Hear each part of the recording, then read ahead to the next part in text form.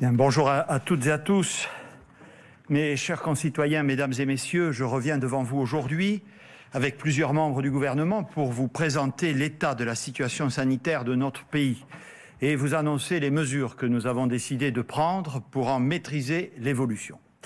Comme je vous l'avais dit la semaine dernière, le virus continue de circuler activement partout en Europe.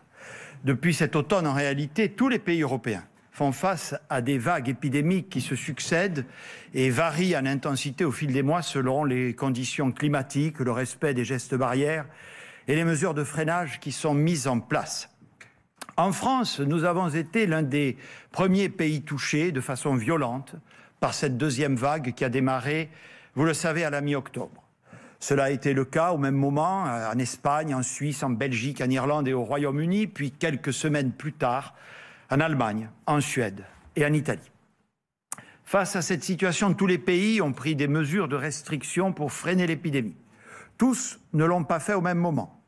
Tous ne l'ont pas fait avec la même intensité ni avec la même stratégie dans la durée. La France a fait un double choix qui nous a distingués de beaucoup de nos voisins. Notre premier choix a été de ne pas attendre pour décider d'un confinement adapté, ce que nous avons fait dès la fin octobre et qui a produit un résultat fort et rapide dès la fin du mois de novembre. Notre deuxième choix a été de ne lever nos mesures que partiellement et progressivement en prolongeant, c'est toujours le cas, la fermeture de nombreux établissements recevant du public dans les domaines de la culture, du sport, des loisirs et de l'événementiel, mais également les bars et les restaurants, et en instaurant un couvre-feu à 20h, en vigueur depuis le 15 décembre dernier. D'autres pays ont davantage tardé à agir et ont rouvert prématurément leurs bars ou leurs restaurants et, en conséquence, ont dû se résoudre à des mesures de confinement beaucoup plus strictes, allant même jusqu'à la fermeture de leurs écoles, comme c'est le cas aujourd'hui du Royaume-Uni, de l'Irlande, de l'Allemagne, de l'Italie ou du Danemark. Je pense sincèrement que notre stratégie, à la fois préventive et réactive, cette stratégie qui est restée cohérente dans la durée, a été la bonne. Par ailleurs, les premières données dont nous disposons montrent que nous avons pu passer les fêtes de fin d'année sans flambée épidémique grâce au comportement responsable qui a été le vôtre, nous rappelant combien la lutte contre cette épidémie est aussi l'affaire de tous et de chacun. Les résultats de notre stratégie nous placent aujourd'hui dans une situation comparative plus qu'honorable en Europe, tant au niveau des taux d'incidence que des taux de positivité des tests. Plus précisément, quelle est la situation aujourd'hui et comment a-t-elle évolué depuis une semaine? Notre situation reste évidemment préoccupante, même si elle s'est globalement stabilisée au cours des derniers jours. Nous restons sur un plateau élevé avec une moyenne hebdomadaire qui fluctue autour de 16 000 contaminations par jour. La pression sur nos hôpitaux reste également à peu près stable, mais se situe elle aussi à un niveau élevé. Nous avions hier 24 769 personnes hospitalisées de la Covid en France, soit 28 personnes de plus que la semaine dernière. Parmi elles, 2711 étaient hospitalisées en réanimation, soit 95 de plus que jeudi dernier. Notre situation, je la qualifierais donc par deux mots: maîtrisée par rapport à ce que l'on observe chez nos voisins, mais fragile, car le virus circule encore activement sur notre territoire. Et d'autant plus fragile avec l'élément nouveau que constitue l'émergence de nouvelles souches plus contagieuses du virus. Nous surveillons évidemment de très près ces nouveaux variants.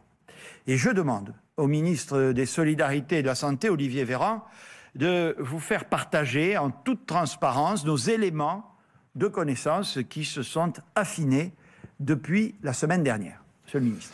Monsieur le Premier ministre, la semaine dernière, je vous parlais de ces variants qu'on a identifiés qui peuvent circuler un peu partout dans le monde et notamment sur le territoire national. Je rappelle brièvement ce que c'est qu'un variant. C'est lorsque des mutations génétiques apparaissent dans le patrimoine génétique d'un virus. C'est très classique, ça arrive. D'ailleurs, ça arrive assez souvent dans le coronavirus. La plupart des mutations n'entraînent aucune conséquence. Certaines peuvent potentiellement affaiblir le virus, mais certaines peuvent potentiellement le renforcer et c'est ce qui nous inquiète.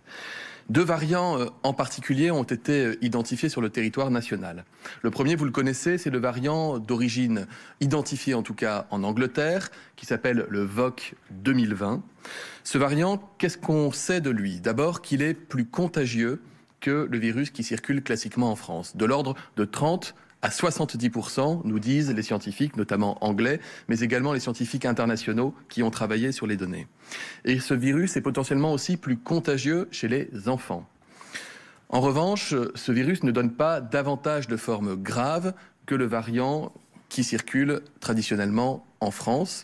Et donc, c'est plus de cas, mais pas des cas plus graves. Par ailleurs encore, nous avons toutes les raisons de penser que ce variant, ce VOC 2020, est sensible au vaccin, ce qui est évidemment une bonne nouvelle. En Angleterre, l'apparition de ce variant a provoqué une flambée épidémique progressive qui a pris environ 2 à 4 mois dans une région du sud de l'Angleterre qui avait été peu touchée au cours de la première vague et même du début de la deuxième vague. Et ce variant s'est répandu progressivement sur le territoire jusqu'à devenir majoritaire, y compris d'ailleurs dans la capitale londonienne. Le Premier ministre l'a dit, l'Angleterre est actuellement avec un confinement important. Plus de 1000 morts sont enregistrés chaque jour dans ce pays et nous devons donc tout faire pour empêcher ce variant plus contagieux, je le répète, de circuler en France. Alors qu'est-ce que nous faisons ? D'abord, l'ensemble de la communauté scientifique est mobilisée pour aller traquer ce variant partout où il peut être. Et le professeur Bruno Lina m'a fait part des résultats d'une étude qui a été conduite en lien avec l'ensemble des laboratoires publics et privés et des centres de recherche du pays. Ses conclusions sont les suivantes. Pour 100 cas de coronavirus diagnostiqués en France, il y en a environ entre 1 et 1,5 qui correspondraient au variant, c'est-à-dire que chaque jour, il y aurait entre 2 et 300 contaminations nouvelles de coronavirus variant VOC 2020 sur le territoire national. Je le disais tout à l'heure, le virus est potentiellement, ce variant est potentiellement plus contagieux chez les enfants. Nous avons donc saisi d'une part le conseil scientifique qui dans ses recommandations ne propose pas la fermeture des écoles mais demande une surveillance renforcée à l'instar des études menées par le professeur Lina et ses équipes et qui se poursuivront les semaines à venir. D'autre part, la Société française de pédiatrie avant-hier matin a publié un avis dans lequel elle ne recommande pas non plus la fermeture des écoles dont elle considère qu'à ce stade, elle aurait plus de conséquences négatives pour les enfants qu'elle offrirait de garanties. Et elle nous enjoint à augmenter les dépistages. Il en sera question s'agissant des dépistages et des propositions que nous faisons tout à l'heure. Par ailleurs, nous mettons tout en œuvre pour empêcher la diffusion de ce virus avec un contrôle renforcé aux frontières. Nous exigeons aussi, vous le savez, des tests avant le départ pour toutes les personnes qui viennent d'Angleterre pour qu'elles puissent rentrer sur le territoire national. Et nous renforçons tout ce qui est contact tracing pour aller détecter les chaînes de contamination et empêcher que ce variant se diffuse davantage. Le deuxième variant, plus rapidement, il est originaire d'Afrique du Sud. Ce variant, il s'appelle le variant 501. De la même manière, on sait qu'il est vraisemblablement plus contagieux que le virus qui circule traditionnellement en France. On a moins de données scientifiques, en revanche, sur les symptômes qu'il peut entraîner, mais nous n'avons pas, à ce stade, de raison de penser qu'il provoque davantage de formes graves. Mais il reste plus contagieux et nous devons, là aussi, le freiner. Le ministre en charge des Outre-mer, Sébastien Lecornu, a fait un certain nombre d'annonces visant à protéger notamment Mayotte et la Réunion, compte tenu de la proximité géographique. Et nous mettons tout en œuvre sur le territoire national pour dépister ces cas. Il n'y en a que quelques-uns à ce stade qui étaient dépistés. Et pour vous donner un exemple, une patiente hospitalisée en réanimation dans un état très grave dans un hôpital d'Île-de-France a séjourné pendant une dizaine de jours en Mozambique au cours du mois de décembre dans le cadre d'un voyage d'une congrégation religieuse. Le variant a été identifié chez elle, le contact tracing a été activé, plusieurs cas positifs dans son entourage proche et notamment dans sa famille ont été identifiés, toutes les personnes ont été isolées et nous travaillons actuellement pour faire le lien potentiel avec un autre cluster de ce variant d'origine sud-africaine, le variant 501, dans la région de Nantes, avec une personne également contaminée lors du voyage en Mozambique. Merci beaucoup, Monsieur le Ministre. À ce stade, donc, la circulation de cette souche ou de ces souches variantes reste limitée dans notre pays, mais, vous l'avez entendu, son potentiel de développement ne doit pas être sous-estimé. Comme vous l'avez compris, nous devons donc tout faire pour éviter qu'elle ne progresse rapidement et, du fait de sa plus grande contagiosité, qu'elle ne finisse par devenir la souche dominante, comme le Royaume-Uni, malheureusement, en fait l'expérience. Cette situation nous conduit donc à décider de mesures complémentaires. En premier lieu, nous allons durcir fortement les conditions d'entrée sur le territoire national et renforcer les contrôles aux frontières. À compter de lundi, tous les voyageurs qui souhaitent venir en France en provenance d'un pays extérieur à l'Union européenne, quel qu'il soit, devront effectuer un test avant de partir. Et il faudra présenter un test négatif pour embarquer dans un avion ou un bateau. De plus, les personnes concernées devront s'engager sur l'honneur à s'isoler pendant 7 jours, une fois arrivées en France, puis à refaire un deuxième test PCR à l'issue. Pour les rares pays où il n'est pas possible de réaliser un test sur place au départ, un laissez-passer consulaire pourrait être accordé par nos ambassades pour motif impérieux. Dans ce cas, la personne se fera tester à son arrivée en France et sera contrainte de s'isoler 7 jours dans un établissement désigné par l'État. Pour les déplacements en provenance d'un pays de l'Union européenne, et notamment des pays comme l'Irlande ou le Danemark, affrontés à une situation épidémique difficile, les ministres travailleront à l'élaboration d'un cadre de coordination en vue du prochain Conseil européen du 21 janvier. Ce cadre devra évidemment prévoir des exceptions concernant les frontaliers, les transporteurs routiers ou encore les agents des compagnies de transport, dans ce cas dans le cadre de protocoles sanitaires spécifiques. Le ministre chargé de la Santé vous l'a dit, nous prenons également des mesures nouvelles pour nos territoires et collectivités d'outre-mer. La Guyane, et à travers elle les Antilles, doivent être le plus possible protégés du variant à risque qui circule en Amazonie. Le préfet prendra des mesures de restriction adaptées aux circonstances locales. Le contrôle des frontières sera renforcé et des tests négatifs seront exigés pour rejoindre les Antilles et la métropole, comme c'est déjà exigé dans l'autre sens. Des informations préoccupantes indiquent que le variant à risque d'Afrique du Sud serait déjà disséminé aux Comores. Des mesures d'urgence ont donc été prises dès le week-end dernier pour tester en doublon à l'arrivée des Comores et pour restreindre les déplacements à risque. Ces mesures sont tout particulièrement impératives pour protéger aussi la Réunion, département peuplé de 800 000 habitants et géographiquement isolé. Et de la même manière que pour la Guyane, des tests négatifs seront exigés pour les vols en provenance de Mayotte ou de la Réunion vers la métropole. L'ensemble de ces mesures a pour objectif de réduire drastiquement les flux transfrontaliers afin de nous protéger du risque de propagation des souches variantes. J'ai demandé au ministre de l'Intérieur de prévoir un dispositif de contrôle pour en garantir le respect. Sur l'ensemble du territoire métropolitain, le couvre-feu s'appliquera à compter de 18 h à partir de ce samedi et pour au moins 15 jours.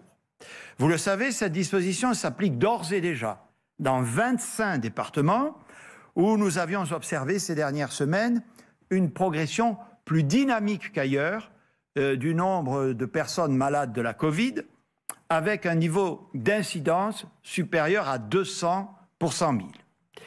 Pourquoi ce choix ? Il apparaît, selon les données disponibles à ce jour, que cette mesure a une efficacité sanitaire.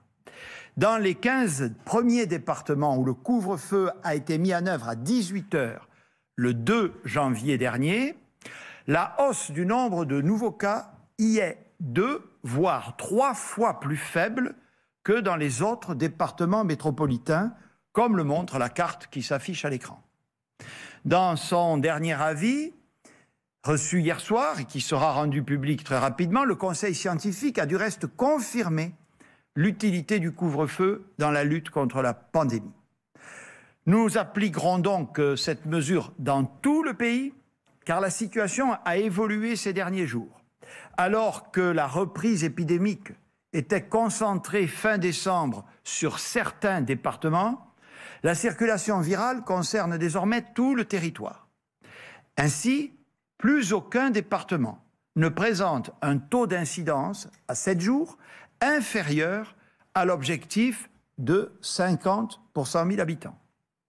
Si l'incidence reste plus élevée dans l'est du pays, là où le couvre-feu anticipé s'applique déjà, c'est désormais dans l'ouest de la France que la dynamique est la plus forte. Cette mesure de couvre-feu obéit à une logique de freinage préventive. Elle permet de graduer notre riposte et d'essayer d'éviter de passer à des mesures plus difficiles, comme nous en avons déjà connu à 2 reprises l'année dernière. Elle vise à réduire encore davantage les contacts sociaux sur les heures de fin de journée, tout en permettant le maintien des activités économiques, éducatives et des déplacements pendant la journée. Cela signifie qu'à partir de samedi 18h, chacun devra être chez soi. Les dérogations très limitées seront les mêmes que celles actuellement applicables pour le couvre-feu à 20h.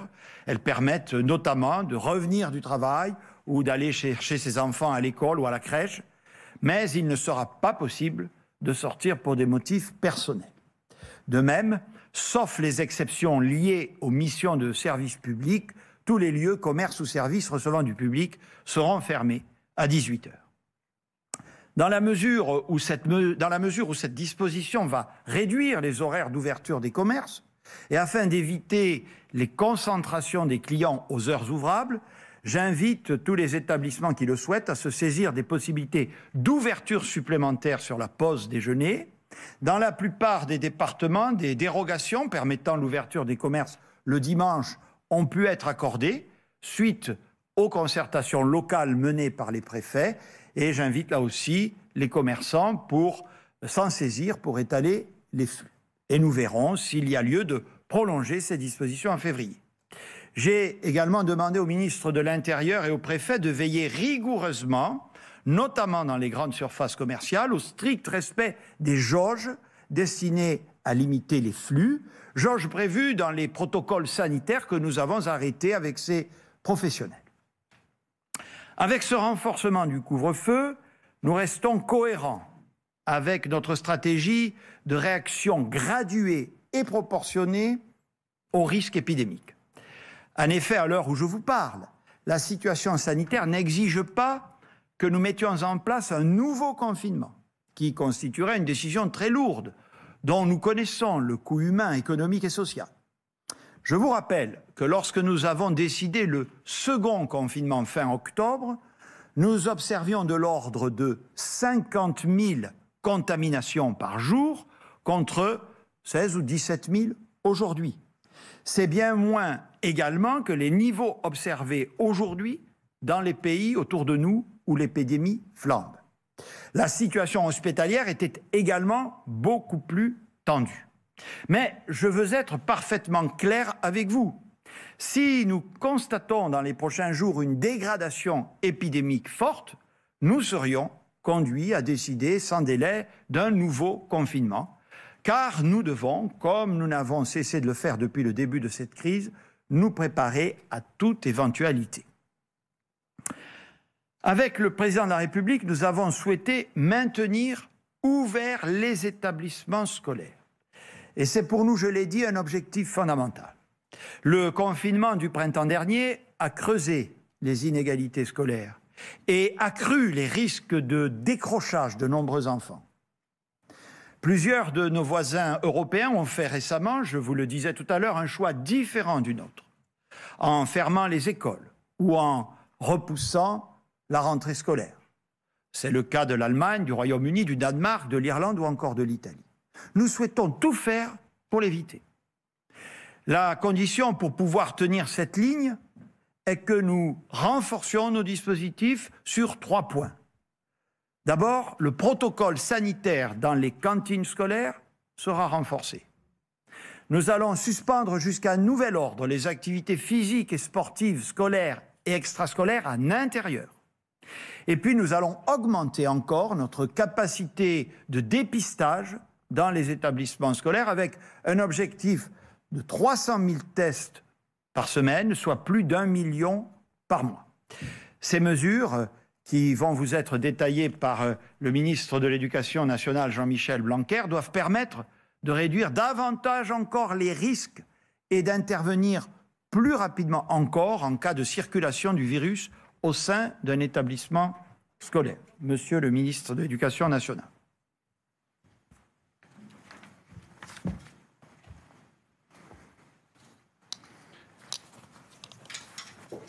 Merci, Monsieur le Premier ministre, Mesdames, Messieurs. Comme vous le savez, depuis le début de la crise, au mois de mars dernier, nous avons 2 critères. Le premier, c'est assurer la continuité des apprentissages, une continuité la plus normale possible. Et en second lieu, protéger au maximum la santé des élèves, la santé des personnels, la santé des Français. Avec l'année que nous venons de connaître, et comme vient de le rappeler le Premier ministre, nous sommes plus que jamais convaincus qu'il est de première importance de maintenir ouvertes les écoles. Ce n'est pas complètement une exception française, il y a d'autres pays européens qui maintiennent les écoles ouvertes, mais nous sommes fiers pour l'année 2020 d'avoir permis que la France soit un des pays, et même le pays, qui a maintenu le plus de jours d'école pour ses enfants. C'est évidemment essentiel et comme l'a rappelé encore récemment le Conseil scientifique, c'est évidemment essentiel quand on mesure les avantages et les inconvénients d'aller à l'école ou de ne pas aller à l'école, de maintenir les écoles ouvertes, car il y a des conséquences éducatives, sociales, psychologiques, sanitaires même, pour les enfants, de ne pas aller à l'école. Nous pouvons donc être collectivement fiers d'atteindre cet objectif. Nous le sommes pour les raisons que le Premier ministre vient de dire, et nous pouvons l'être tout simplement parce que les objectifs sont clairs. Et je veux remercier de nouveau les professeurs, les personnels de l'éducation nationale, des collectivités locales qui nous ont permis jusqu'à aujourd'hui d'atteindre cet objectif que nous avons réussi en 2020, réussissons-le en 2021. Pour cela, nous devons faire avancer le curseur du protocole sanitaire dans un sens un peu plus strict, dans le sens que vient d'indiquer le Premier ministre. Et même si en milieu scolaire, à ce stade, la circulation du virus reste relativement maîtrisée, nous devons nous adapter sur certains points afin de maintenir la protection la plus étendue possible pour l'ensemble des personnels et des élèves. Cela signifie d'abord le maintien du fonctionnement en mode hybride, c'est-à-dire en partie en présence, en partie en distance, pour les lycées au-delà du 20 janvier. Vous savez que j'avais indiqué que cette mesure pouvait être éventuellement terminée pour le 20 janvier. En réalité, nous la prolongeons, puisque depuis le début du mois de novembre, les 2/3 des lycées sont rentrés dans ce mode de fonctionnement et que cela fonctionne au cas par cas en tenant compte des réalités physiques de chaque lycée. Les lycées qui le souhaitent pourront donc continuer à être en mode hybride. Et encore une fois, nous regardons cela sur chaque cas particulier. Dans le contexte épidémiologique actuel, nous considérons que ce mode hybride est efficace, mais nous avons une vigilance particulière pour les élèves de terminale qui passent le baccalauréat cette année. Et donc notre recommandation est que les élèves de terminale soient le plus possible en présence dans l'établissement. S'agissant des collèges, à titre exceptionnel, lorsque des établissements connaissent des contraintes, qui sont dues au bâtiment, eh bien, il peut y avoir aussi le mode hybride qui est choisi. Cela est autorisé au cas par cas pour les rectorats, en général pour la classe de 4e et la classe de 3e, mais ça doit rester exceptionnel, puisque nous savons bien qu'à cet âge-là, les élèves, s'ils ne sont pas à l'école, peuvent avoir des activités qui sont éventuellement même plus contaminantes. Des mesures aussi seront prises pour les cantines scolaires. Là aussi, nous savons que c'est éventuellement un maillon faible de l'organisation, puisque c'est le moment où on enlève son masque, le moment aussi où, comme on le sait, l'activité consistant à manger collectivement peut présenter des risques en termes de contamination. À l'école primaire, il n'y aura pas de brassage possible lors des repas entre les classes. Les élèves d'une même classe mangeront tous les jours ensemble et à la même table. Et si cela n'était pas possible dans certaines écoles, les temps de prise de repas seront allongés pour permettre l'étalement des classes en cantine. En dernier recours, on peut avoir la solution de repas à emporter proposée aux enfants. Là aussi, c'est au cas par cas que cela doit se décider. Dans l'enseignement secondaire, l'hybridation des lycées, lorsqu'elle est choisie, permet de lever normalement la pression sur le temps des repas, puisqu'il y a moins d'élèves présents dans l'établissement.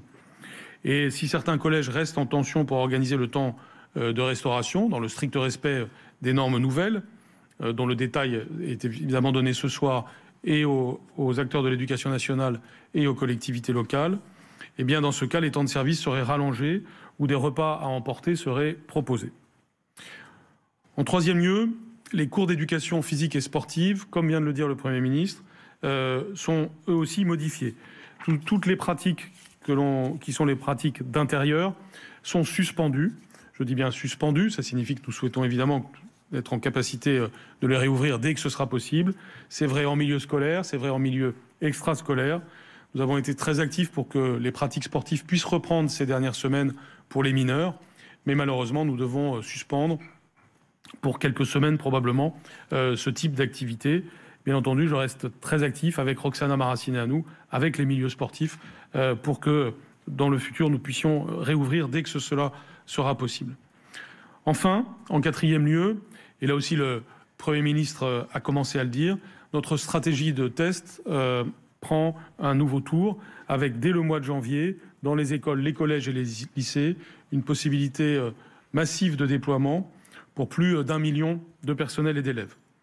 Pour accentuer notre surveillance de la circulation du virus en milieu scolaire et en complément de ce que nous faisons déjà, c'est-à-dire le traçage des cas contacts, ce qu'on appelle parfois le contact tracing, va évidemment continuer. Donc nous le mettons en place avec chaque agence régionale de santé depuis la rentrée, comme vous le montre le graphique que vous voyez à l'écran.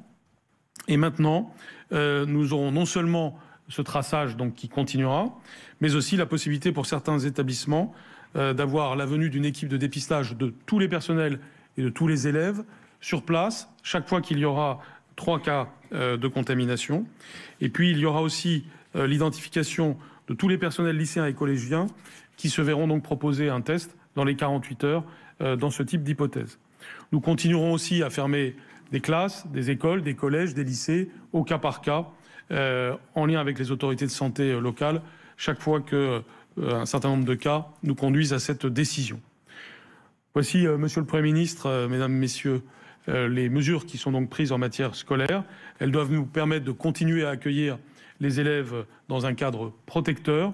Et c'est évidemment une vigilance de tous, y compris des familles, dans la façon dont nous préparons nos enfants à avoir le respect des gestes barrières au quotidien et à respecter l'ensemble des nouvelles règles. Je vous remercie. Merci beaucoup, Monsieur le Ministre. Nous sommes donc toujours dans cette logique préventive et cette même logique nous a conduit, dans le cadre du confinement, à suspendre les enseignements en présentiel dans l'enseignement supérieur. Ce passage à 100% des enseignements à distance a été très difficile à vivre pour nombre d'étudiants qui ressentent, pour beaucoup d'entre eux, un profond sentiment d'isolement, mais aussi, pour certains, de vraies difficultés psychologiques, et ce, en dépit des efforts de leurs enseignants, que je remercie pour assurer la continuité pédagogique à distance. C'est pour le gouvernement une source de préoccupation majeure. Nous avons déjà arrêté avec la ministre de l'Enseignement supérieur et dans le cadre de concertations conduites à la fin de l'année dernière un certain nombre de dispositions pour créer de l'emploi pour les étudiants, pour assurer des tutorats, pour aider à leur prise en charge psychologique lorsque c'est nécessaire. L'effectivité de ces mesures n'est pas encore complète et il n'est pas certain qu'elle soit suffisante. Nous avons autorisé depuis la rentrée de janvier que des étudiants en grande difficulté puissent revenir par petits groupes de 10, quelques heures par semaine.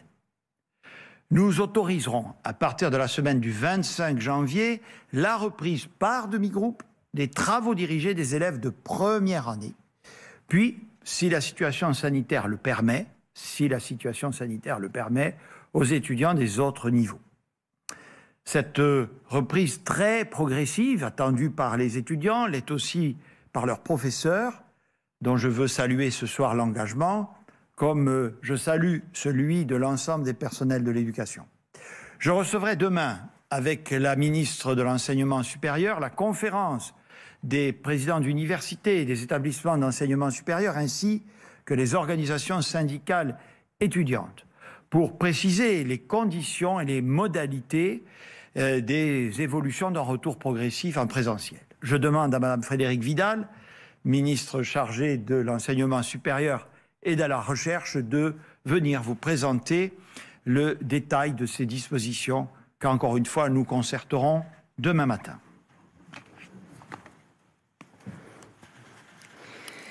Merci, Monsieur le Premier ministre. Chacun le sait, il a été demandé aux établissements d'enseignement supérieur d'assurer la continuité pédagogique dans l'immense majorité à distance, et seul un nombre très restreint d'enseignements ont pu se tenir en présentiel et dans des conditions sanitaires strictes depuis le début du second confinement. Cette situation, nous le savons tous, est extrêmement difficile pour les étudiants qui sont privés de relations humaines directes avec leurs enseignants, mais aussi avec leurs pairs. Les étudiants ont le sentiment que la crise sanitaire a volé leurs plus beaux moments.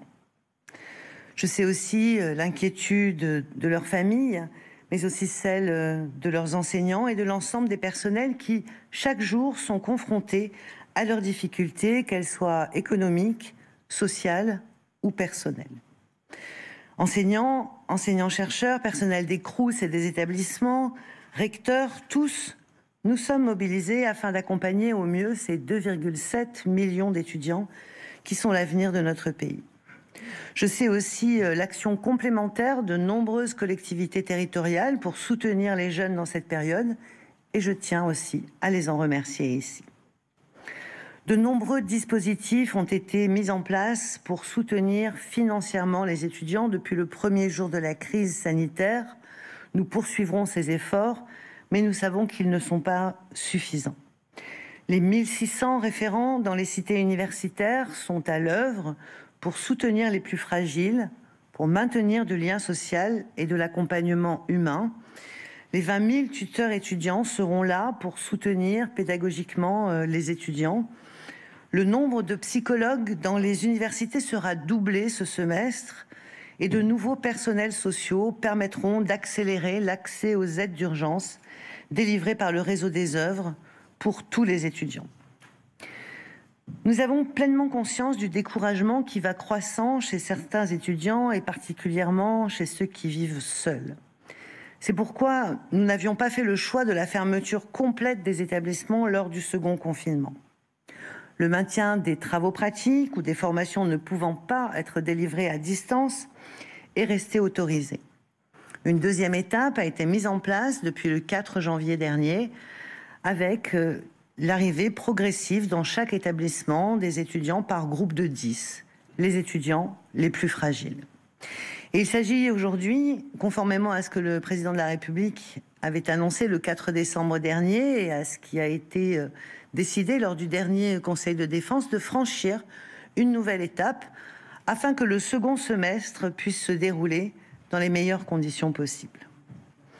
En attendant que la campagne de vaccination nous permette de retrouver une vie normale sur les campus universitaires, dans les écoles et les établissements d'enseignement supérieur, nous devons permettre aux étudiants de renouer le contact en présentiel avec leurs enseignants. Il est impératif que nous puissions progressivement tracer ensemble ce chemin qui nous permettra de passer d'une majorité d'enseignement en distanciel à une majorité d'enseignement en présentiel. Conformément à ce que vient d'annoncer le Premier ministre et dans le respect du calendrier universitaire, dès la semaine du 25 janvier, les travaux dirigés pourront donc reprendre en demi-groupe pour les étudiants de première année. C'est une étape sur ce chemin avant de pouvoir y intégrer davantage d'étudiants. Dès demain, avec les conférences des présidents d'université et des directeurs d'établissements, ainsi qu'avec les organisations étudiantes, nous allons construire les conditions permettant cette reprise échelonnée des enseignements dans le supérieur. Les protocoles d'accueil devront prévenir le brassage des étudiants, garantir les règles de distanciation. Ils devront éviter que les étudiants restent sur site pour les pauses méridiennes. En lien avec les équipes du ministère des Solidarités et de la Santé, des dépistages individuels ou collectifs seront déployés. Des tests antigéniques seront mis à la disposition des services de santé universitaires, dont je salue l'action au quotidien. Et tout ceci sera fait en partenariat étroit avec les rectorats et les autorités de santé pour nous permettre de surveiller l'évolution de l'épidémie dans les établissements. Je me réjouis vraiment que les liens humains, si importants pour l'acquisition des connaissances comme pour la construction personnelle et psychologique des étudiants, puissent se renouer au cours des prochains jours et des prochaines semaines. Je crois qu'il en va de l'avenir de notre jeunesse. Je vous remercie. Merci beaucoup, Madame la Ministre. Mesdames et Messieurs, les mesures que je viens de vous annoncer, mesures, j'en ai parfaitement conscience, difficiles et qui résultent du maintien à haut niveau de cette pandémie, nous conduisent en réalité plus que jamais à consacrer toutes nos forces à la campagne vaccinale. Cette campagne vaccinale qui a démarré en ce début d'année et qui nous offre enfin un motif tangible d'espoir et une vraie perspective de sortie de crise. La première vaccination a eu lieu dans notre pays le 27 décembre.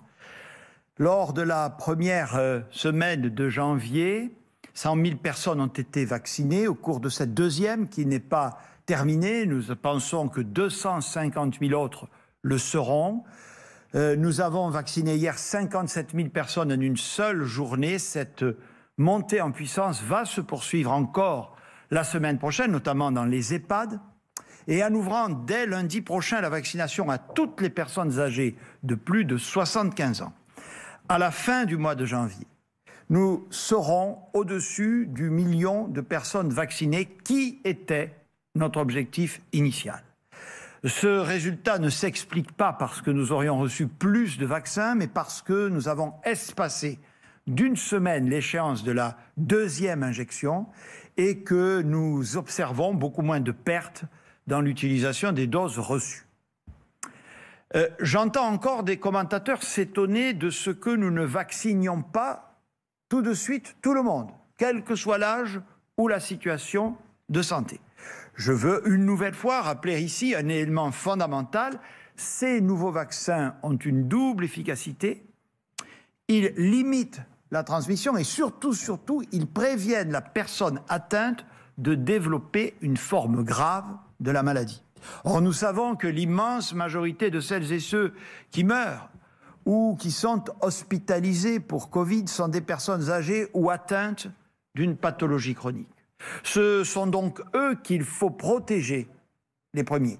C'est une question éthique, c'est aussi une question d'efficacité, car plus nous les vaccinerons vite, plus vite nos hôpitaux seront mis à l'abri des risques de surcharge et plus vite nous pourrons lever les mesures de restriction qui pèsent sur toute la population.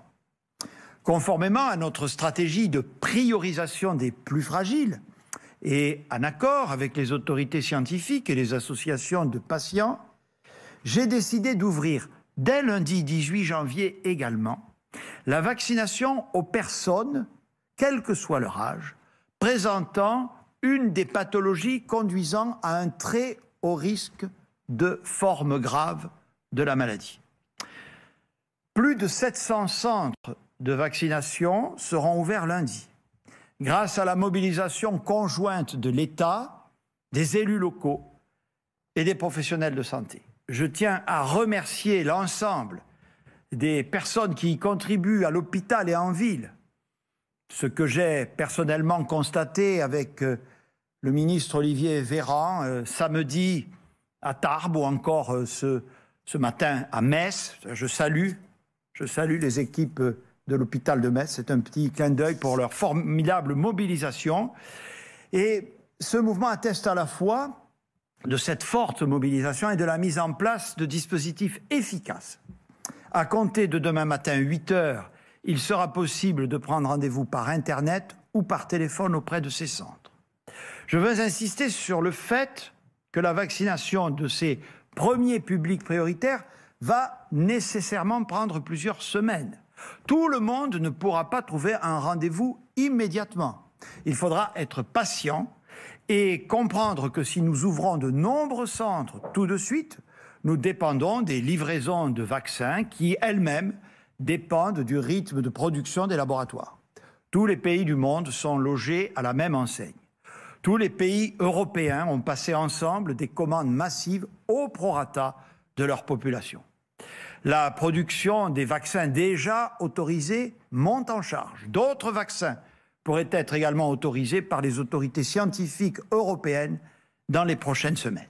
Je demande au ministre des Solidarités et de la Santé de vous faire un point plus détaillé sur le déroulement de notre stratégie vaccinale et sur ses perspectives. Olivier Véran. Vous êtes de plus en plus favorable dans toutes les enquêtes d'opinion à la vaccination et vous avez raison, puisque le vaccin est un moyen de vous protéger et demain, j'espère, de pouvoir protéger vos proches et pour tous de retrouver une vie telle que nous l'avions avant que la pandémie ne démarre il y a un an. Vous l'avez dit, Monsieur le Premier ministre, 247 000 personnes étaient vaccinées hier soir. Donc nous avons, vous le savez, simplifié, amplifié, accéléré. 190 000 professionnels de santé ont déjà été vaccinés hier. Nous atteindrons, je n'ai pas encore les chiffres du jour, mais nous ne serons pas loin des 300 000 selon toute vraisemblance. Et à partir de la semaine prochaine, la campagne de vaccination dans les EHPAD, les établissements pour personnes âgées, va prendre de l'ampleur. Et en l'espace de 3 semaines, nous comptons vacciner plusieurs centaines de milliers de personnes parmi les plus vulnérables du pays. Et je me joins aux remerciements qui ont été formulés par le Premier ministre pour toutes celles et ceux qui s'activent partout sur le territoire national, dans les plusieurs centaines de centres qui sont déjà opérationnels. Donc à partir de lundi, nous ouvrons la vaccination, c'est vrai, aux personnes âgées de 75 ans et plus, et sur avis de la Haute Autorité de Santé, mais également du professeur Alain Fischer, pourront également être vaccinées à partir de lundi quelques 800 000 personnes qui sont atteintes de maladies particulièrement graves et qui les rendent très vulnérables au risque de formes graves de la Covid-19. Parmi ces maladies, il y a l'insuffisance rénale chronique sévère, un cancer sous traitement, les transplantés d'organes, mais également les personnes atteintes de trisomie. Pour toutes ces personnes, il leur faudra consulter leur médecin traitant, qui leur fera une ordonnance qui leur permettra de rejoindre donc les personnes qui sont appelées à se faire vacciner, c'est-à-dire les personnes de 75 ans et plus. Au total, ce sont 6,4 millions de Français qui sont appelés à se faire vacciner à partir de lundi. Alors comment prendre rendez-vous ? 3 moyens. Un moyen que je vous recommande chaleureusement, c'est de contacter le centre de vaccination le plus proche de chez vous. Vous pouvez trouver son adresse, son numéro de téléphone, le moyen de le contacter auprès de votre mairie, de votre médecin, de votre pharmacien, auprès de vos amis ou même dans la presse locale. Vous avez 2 autres moyens pour prendre rendez-vous. Le premier, c'est le site internet www.santé.fr qui vous permet de prendre rendez-vous directement en ligne pour un créneau de vaccination dans le centre le plus proche de chez vous. Si vous n'êtes pas en mesure de le faire par vous-même, vous pouvez évidemment vous faire aider par un proche. Et enfin, vous avez la possibilité d'appeler un numéro de téléphone national, c'est le 0800 009 110, 0800 009 110, un numéro de téléphone qui sera activé à partir de demain matin 8h. Il sera ensuite ouvert 7 jours sur 7, de 6h du matin à 22h pour la métropole et les territoires ultramarins bien sûr. Et ce numéro de téléphone vous orientera directement vers les plateformes téléphoniques du centre de vaccination le plus proche de chez vous. Quelques informations importantes. D'abord, les vaccinations se feront progressivement au rythme de nos livraisons, comme c'est le cas en France, en Europe, mais également partout dans le monde. À la fin du mois de février, nous aurons les doses pour vacciner 2,5 millions de Français. Et si certains vaccins dont nous espérons la validation dans les prochaines semaines venaient être effectivement validés, eh bien nous pourrions disposer au total de 4 millions de doses de vaccins. Vous voyez donc qu'il y a 6,4 millions de personnes de plus qui sont appelées à se faire vacciner et que d'ici la fin du mois de février, nous n'aurons pas encore toutes les doses pour vacciner tout le monde. Mais je vous le dis, si ça prend du temps, plusieurs semaines, soyez rassurés, en définitive, vous serez vaccinés. Si en dépit de tous les efforts qui ont été faits par toutes les équipes techniques, et je salue notamment Cédric O, secrétaire d'État en charge du numérique, qui a fait beaucoup, si le site internet ou si les lignes téléphoniques devaient être surchargées, ce ne serait évidemment que temporaire. Pour vous donner un ordre d'idée, alors même que nous ne pouvions pas encore prendre rendez-vous sur le site santé.fr, nous enregistrions près de 8000 connexions toutes les secondes sur le site internet ce matin. Le site est renforcé aujourd'hui, il était mis à jour et demain matin, et ce soir et demain matin, il sera pleinement opérationnel. Je me réjouis que vous soyez nombreux à vouloir vous faire vacciner et je vous le redis, toutes les personnes qui souhaitent être vaccinées le seront, mais cela prendra plusieurs semaines.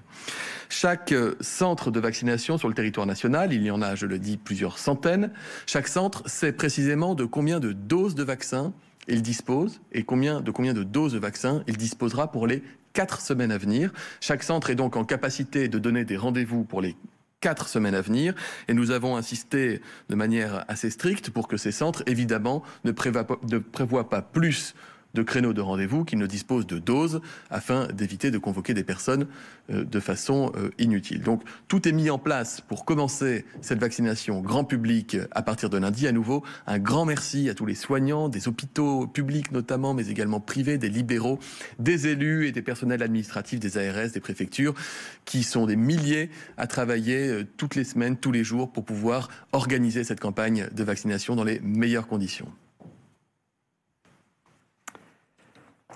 Merci beaucoup, Monsieur le Ministre. Vous l'avez compris, Mesdames et Messieurs, l'accès à la vaccination nous permet d'espérer une sortie progressive de cette crise d'ici l'été prochain.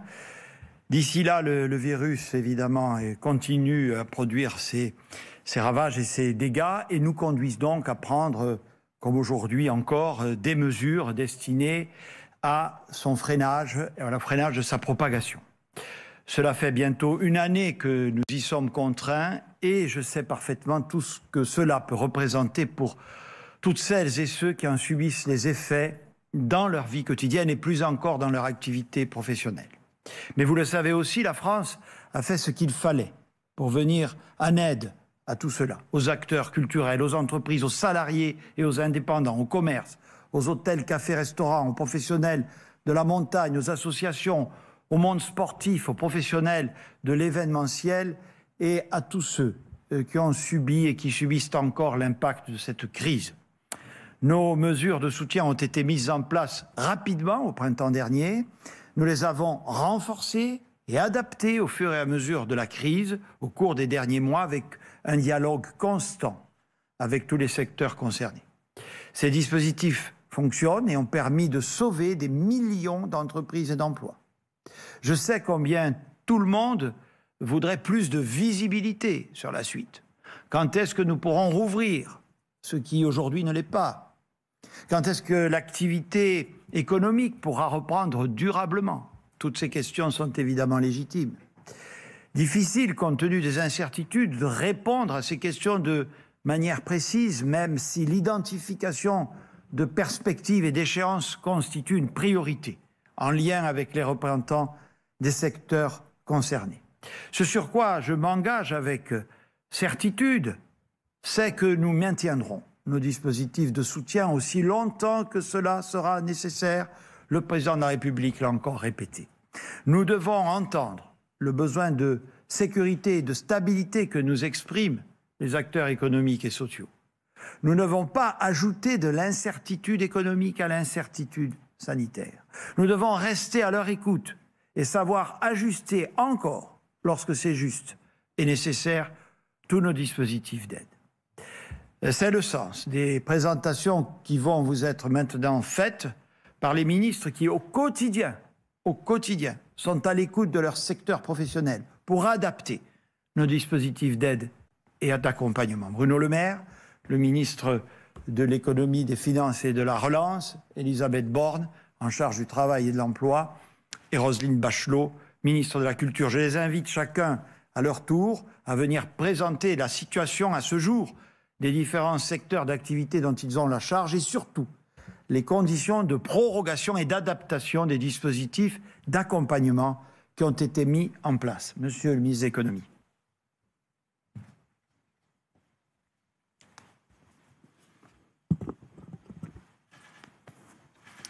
Merci, Monsieur le Premier ministre. Comme vous venez de l'indiquer, Monsieur le Premier ministre, plus les mesures de sécurité sanitaire durent, ou que nous sommes obligés de les renforcer, plus elles sont difficiles à supporter pour les entrepreneurs, pour les artisans, pour les commerçants, pour les indépendants, qui ne souhaiteraient qu'une seule chose, travailler. Et travailler le plus rapidement possible dans des conditions normales. Avec le Premier ministre, avec le Président de la République, nous avons une conscience aiguë de la lassitude, de la colère, du désespoir parfois de toutes ces professions. Nous ne pouvons pas donner de visibilité sur un calendrier de sortie de crise sanitaire, mais nous voulons donner de la visibilité sur notre soutien économique. Ce soutien économique, il a été immédiat depuis le premier jour de la crise. Il a été massif. Il a été comparable à tout ce qui se fait dans les autres pays européens. Et comme vient de l'indiquer Jean Castex, il durera aussi longtemps que cela sera nécessaire. Et nous l'adapterons à la réalité de la situation de chacun, puisque nous sommes en discussion quotidiennement avec l'ensemble des professions qui sont touchées par ces mesures de restriction sanitaire. Le pilier de ce soutien économique restera le fonds de solidarité. Ce fonds de solidarité, je veux dire tout de suite qu'un nouveau formulaire pour les aides de décembre sera disponible demain, vendredi 15 janvier. Tous ceux qui ont accès à ce fonds de solidarité pourront s'inscrire sur ce nouveau formulaire et toucher les aides au début de la semaine prochaine. Je sais combien il est important d'avoir un calendrier précis de versement des aides économiques pour les acteurs qui sont concernés. À la demande du Président de la République et du Premier ministre, nous introduirons 3 changements majeurs sur ce fonds de solidarité et nous ferons un effort particulier. Le premier changement concerne le produit de la vente à emporter et des livraisons à domicile. Nous avons décidé, pour tous ces produits de la vente à emporter, des livraisons à domicile qui concernent en particulier les restaurateurs, qu'il ne sera pas intégré dans le chiffre d'affaires de référence pour le calcul du montant de l'aide du fonds de solidarité. Ce sera uniquement pour les restaurateurs, il n'y aura aucune déduction. Cette facilité-là vaudra à partir du mois de décembre de l'année dernière, donc à partir du mois de décembre 2020. Cela restera la règle pour les mois à venir. Par conséquent, tout ce qui sera touché par les restaurateurs en matière de produits de vente à emporter, de livraison à domicile, et je salue les efforts d'imagination qui ont été faits par les restaurateurs dans ce domaine-là, ce sera pour eux non déductible du fonds de solidarité, applicable à compter du mois de décembre de l'année passée. Le deuxième changement, c'est que les fournisseurs de ce secteur des cafés, de la restauration, ceux qui sont en première ligne mais qui ne sont pas fermés, je pense au commerce de gros de poissons, je pense aux hôtels, je pense aux brasseurs, aux blanchisseurs, aux torréfacteurs, ont droit aujourd'hui à une aide qui est plafonnée à 10 000 €. Ça n'est pas suffisant. Nous avons donc décidé que dès lors qu'ils perdaient 70% de leur chiffre d'affaires, ils auraient droit cette fois-ci à une aide en pourcentage de leur chiffre d'affaires. Ils pourront choisir cette modalité-là, jusqu'à 20% de leur chiffre d'affaires, dans la limite de 200 000 €.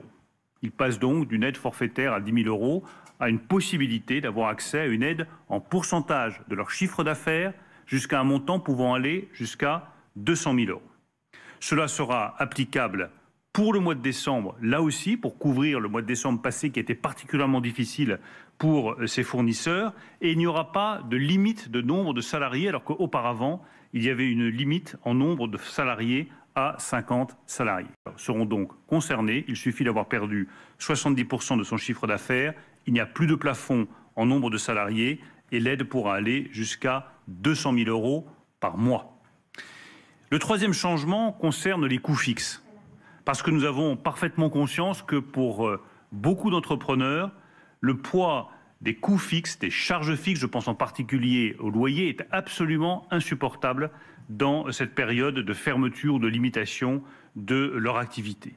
Ça concerne bien entendu des structures importantes, je pense aux chaînes d'hôtels, je pense aux restaurateurs qui ont plusieurs restaurants dans une même ville, je pense aux activités indoor, je pense au bowling, je pense aux salles de sport. Toutes ces activités-là ont besoin que leurs charges fixes soient couvertes.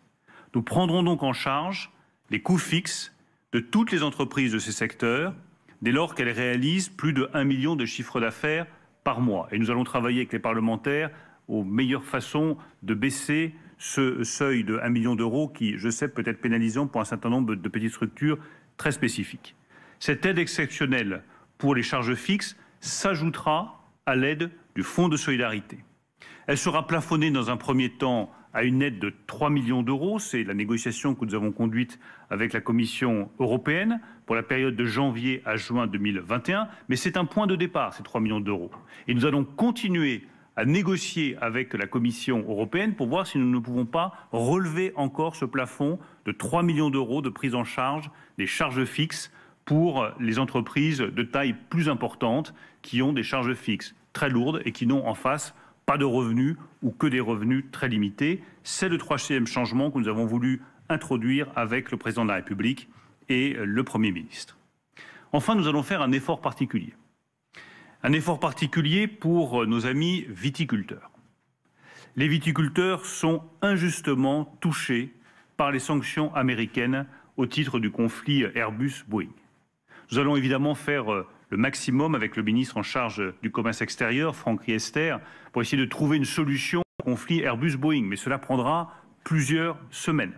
Et en attendant, les vins tranquilles, les cognacs, ont des tarifs de 25% supplémentaires qui pénalisent terriblement les exportations de vins et de spiritueux vers les États-Unis, qui sont le premier marché de destination de ces vins et spiritueux. Ils pourront donc, ces viticulteurs, bénéficier d'une aide jusqu'à 200 000 € par mois dès lors qu'ils perdent 50% de leur chiffre d'affaires.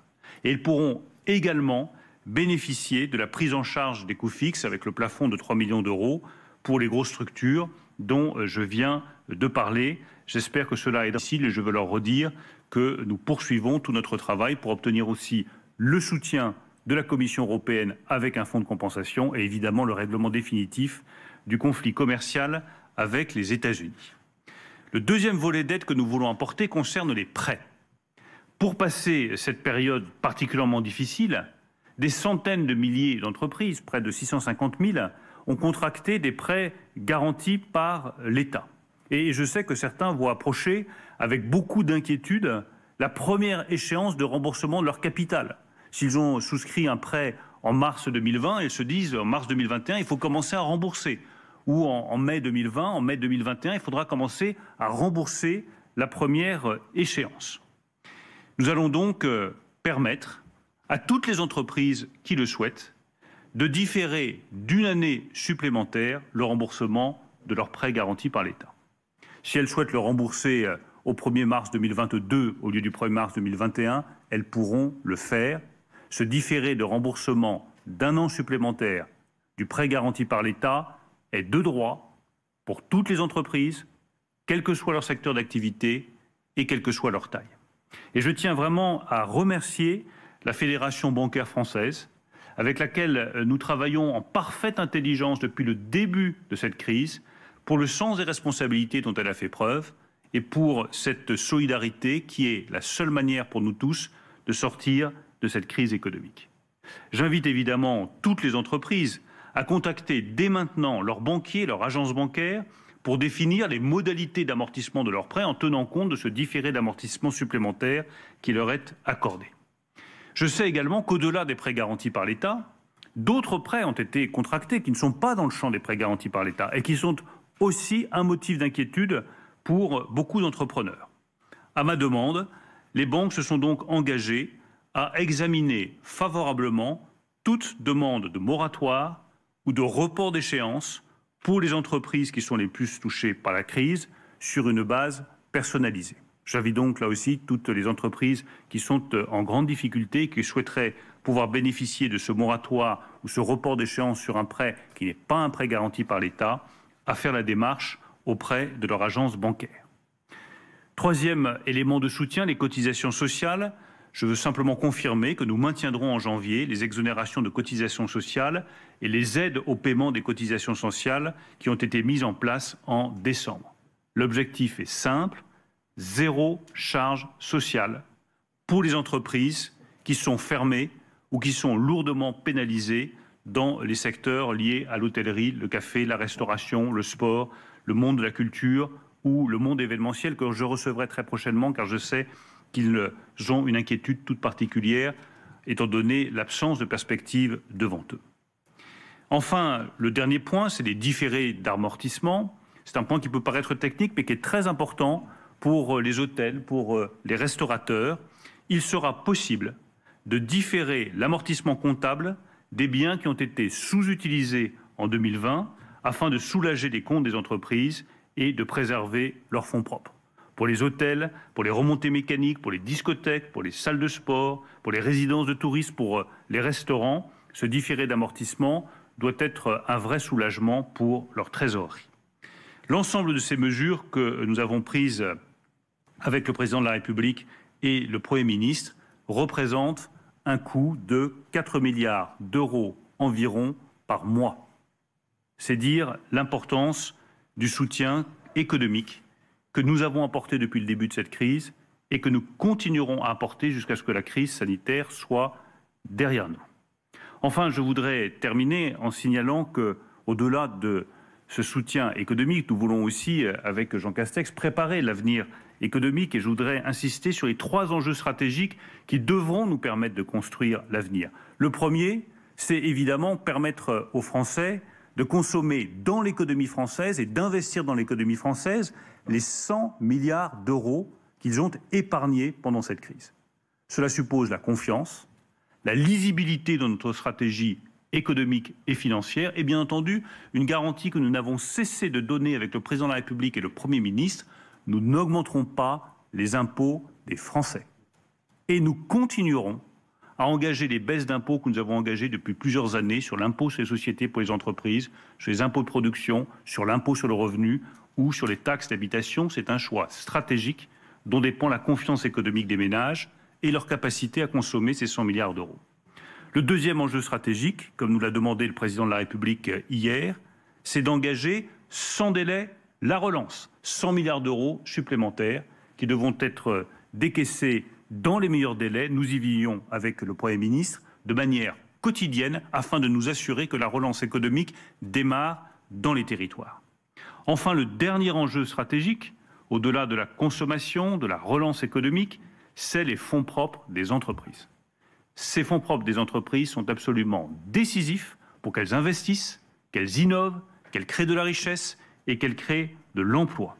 Ces fonds propres reposeront largement sur la mise à disposition de prêts participatifs pour un montant d'environ 20 milliards d'euros et nous ajusterons la garantie de l'État au volume de ces prêts participatifs. Je préciserai le 28 janvier prochain les modalités de ces prêts participatifs soutenus par l'État dès que nous aurons fini la négociation avec la Commission européenne sur ce sujet. Je vous remercie. Merci beaucoup, Monsieur le Ministre. Elisabeth Borne.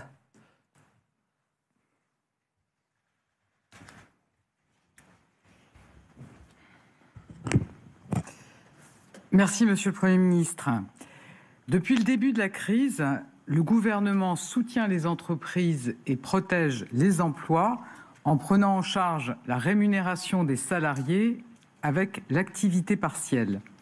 En novembre, ce sont près de 3 millions de salariés qui étaient en activité partielle, après avoir été près de 9 millions lors du premier confinement. Cet outil puissant a permis de préserver des centaines de milliers d'emplois en période de fermeture ou de baisse d'activité. Avec les nouvelles restrictions sanitaires, nous avons décidé de poursuivre ce soutien massif selon les modalités suivantes. Pour les entreprises qui sont totalement fermées, comme par exemple les restaurants, les salles de sport ou encore les discothèques, ou qui sont fermées partiellement, comme les commerces désormais soumis au couvre-feu à 18 heures. L'État continuera de prendre en charge 100% de la rémunération versée aux salariés, et cela tant que les mesures de restriction administrative s'appliquent. Pour les entreprises des secteurs protégés, comme par exemple les hôtels ou les professionnels de l'événementiel, l'État continuera de prendre en charge 100% de la rémunération versée aux salariés jusqu'à fin février. À compter de mars, cette prise en charge à 100% sera maintenue pour ceux qui enregistrent une baisse de 80% de leur chiffre d'affaires. Pour les autres, le reste à charge pour l'employeur sera de 15%.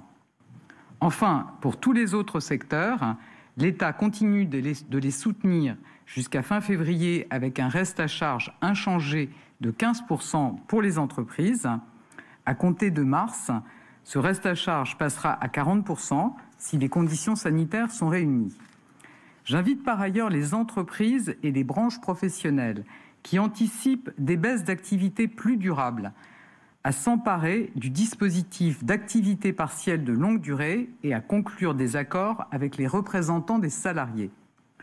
Ce dispositif est plus protecteur pour les salariés et les entreprises que l'activité partielle de droit commun. Il protège l'entreprise le temps que la situation économique s'améliore. À ce jour, plus de 6 000 entreprises représentant 8 000 établissements se sont emparées de ce dispositif. Ce sont plus de 420 000 salariés qui sont ainsi protégés. La sauvegarde de l'emploi est notre priorité et reste notre priorité. Je vous remercie. Merci beaucoup, Madame la Ministre. Et enfin, si j'ose dire, Roselyne Bachelot.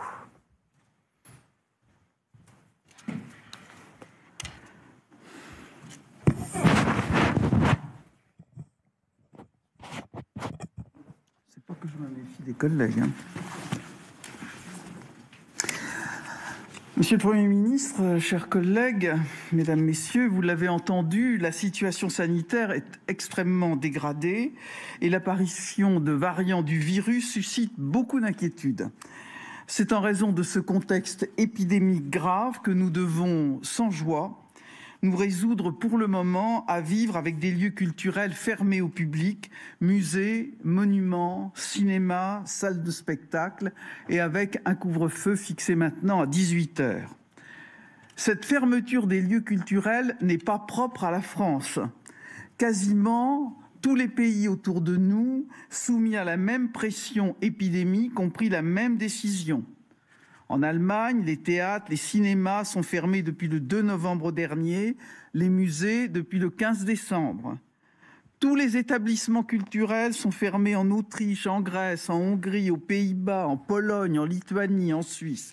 Et la liste n'est pas exhaustive.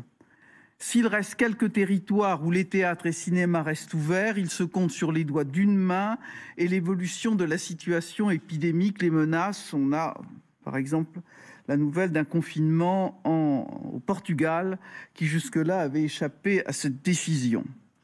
Comme nous l'avons fait depuis le début de la crise, avec constance, nous continuerons à soutenir et à accompagner les acteurs culturels jusqu'à ce que les conditions économiques de fonctionnement soient restaurées.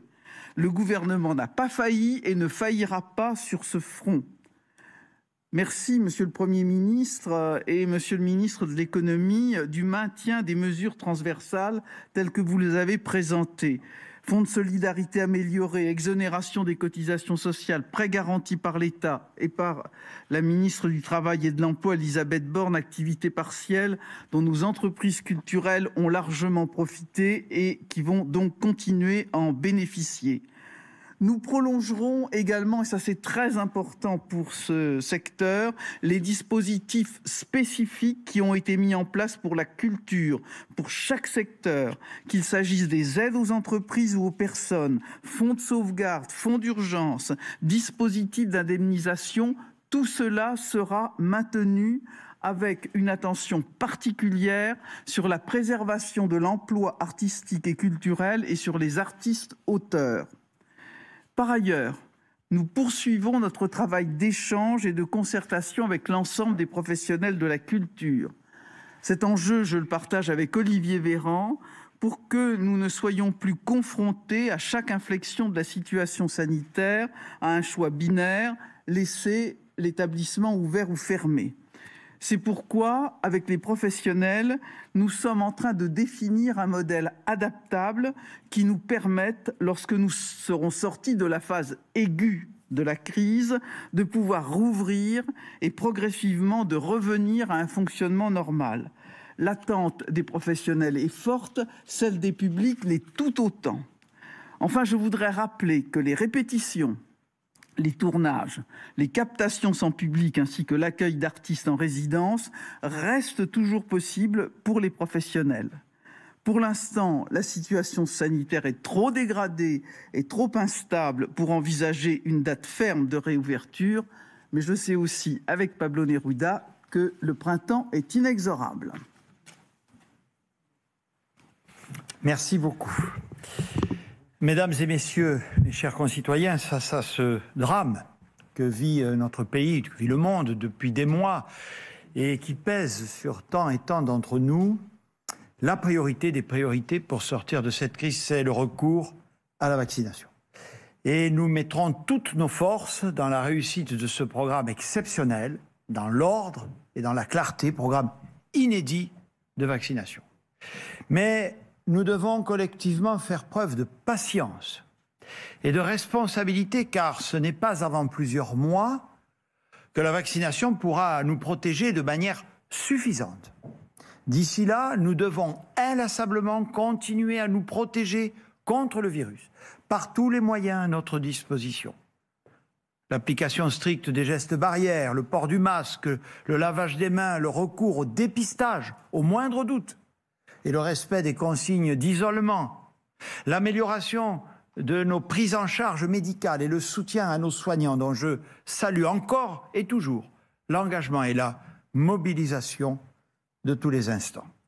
Une course de fond est engagée et je suis persuadé qu'ensemble, nous la gagnerons. Je me tiens à votre disposition avec les ministres pour répondre à vos questions. Merci. Bonsoir, Frédéric Prabonneau, France Télévisions. Monsieur le Premier ministre, vous avez parlé du double intérêt du vaccin et de sa capacité à limiter la transmission. Je voulais savoir sur quelles données vous vous fondez pour affirmer ça.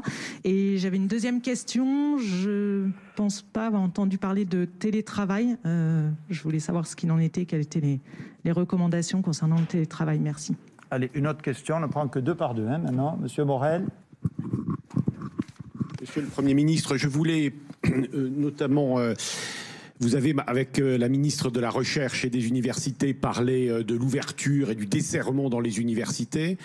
En revanche, est-ce que l'on peut considérer également que les concours et examens vont également se dérouler normalement? Est-ce que demain, vous avez annoncé une réunion avec les présidents d'université? Est-ce que c'est une réunion de concertation ou est-ce que vous allez annoncer un plan d'ouverture des universités? Concernant la vaccination, les professionnels de santé demandent à pouvoir vacciner le plus possible, notamment des retraités. Est-ce que cette vaccination seront ouvertes à l'ensemble des professionnels de santé qui sont en capacité de vacciner? Et sur la recherche, je voulais vous poser une question, Madame Vidal, également. Il y a une nouvelle agence, ANRS, maladies épidémiques ou maladies émergentes. On dit qu'elle n'a pas de financement pérenne. Est-ce que vous pouvez nous annoncer, notamment qu'elle en aura et que ça ne se fera pas au détriment, vous savez que c'est très important, d'autres pathologies et en particulier évidemment du sida, VIH? Merci. Alors on va commencer par le ministre de la Santé, évidemment, parce qu'il y a des questions sur la vaccination. Ensuite, la ministre viendra. J'en profite le temps qu'il rejoigne pour vous parler d'un mot des universités, puisque vous m'avez interrogé sur les perspectives de la réunion de demain. C'est d'abord une réunion de concertation qui a pour objectif de voir comment les décisions que nous avions prises avec eux en fin d'année 2020 se déploient de manière effective.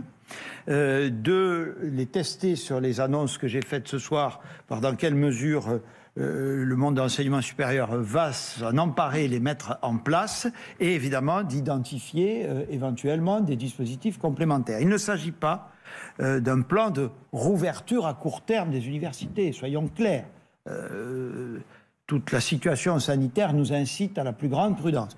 L'objectif, c'est à la fois de donner des perspectives et à court terme de vraiment voir comment on peut ramener en présentiel ceux des étudiants qui en ont absolument besoin pour des raisons pédagogiques et extra-pédagogiques. La ministre y reviendra. Monsieur le ministre.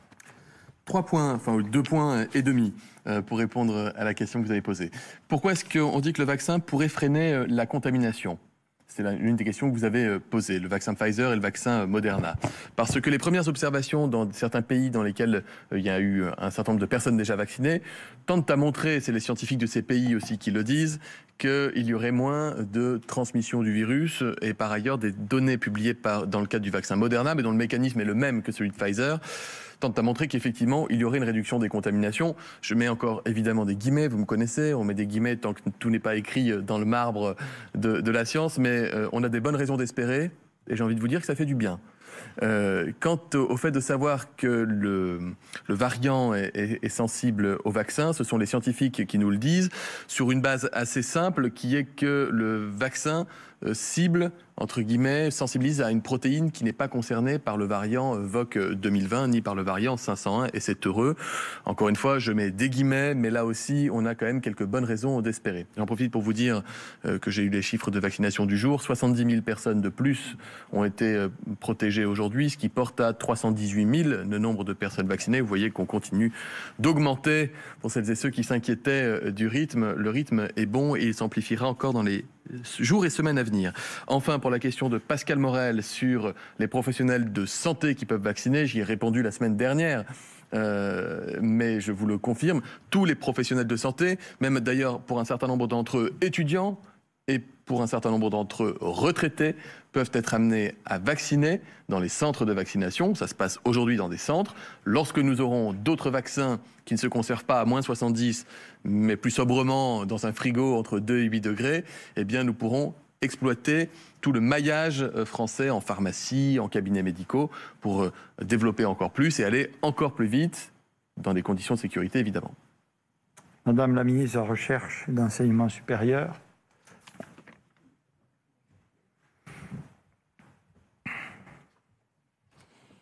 Alors, sur la question des examens et des concours que vous avez abordés, en fait, ils sont pour certains en train de se tenir.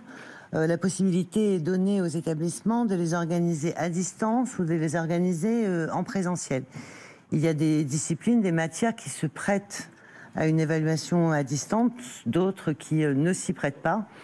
Et donc, c'est les établissements qui organisent cela. Pour ce qui concerne les examens nationaux et les concours nationaux, là, on est sur les mêmes protocoles qu'à la sortie du premier confinement, c'est-à-dire des protocoles sanitaires stricts et des examens et des concours qui se déroulent en présentiel, avec une organisation qui est prise en charge avec les établissements et notamment avec l'Inspection générale, que je veux remercier une fois de plus pour cette organisation.